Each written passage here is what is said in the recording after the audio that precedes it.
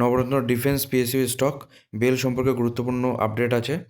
Bell 843 কোটি টাকার একটা ফ্রেশ অর্ডার পেয়েছে, যেটি 2025 ফিনান্সিয়াল ইয়ারে টোটাল 14,567 কোটি টাকার কিন্তু অর্ডার এরা পেয়েছে।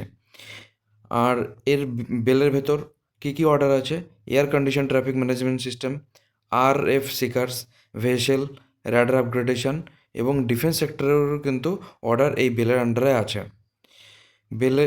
আমরা জানি যে 6 মার্চ বেল কিন্তু 577 কোটি টাকার একটা অর্ডার পেয়েছিল, কিন্তু আজ আবার অর্ডার পেয়েছে যেটার ভ্যালু হলো 843 কোটি টাকা।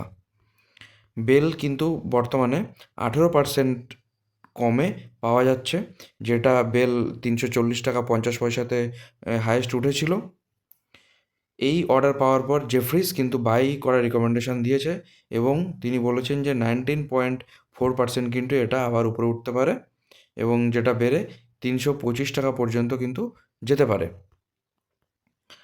আর আজকে কিন্তু মার্কেট ক্লোজ হয়েছে বেলের 272 টাকা 29 পয়সায় এবং এটি লাস্ট 5 বছরে কিন্তু 1068.63% কিন্তু ইনক্রিমেন্ট দিয়েছে।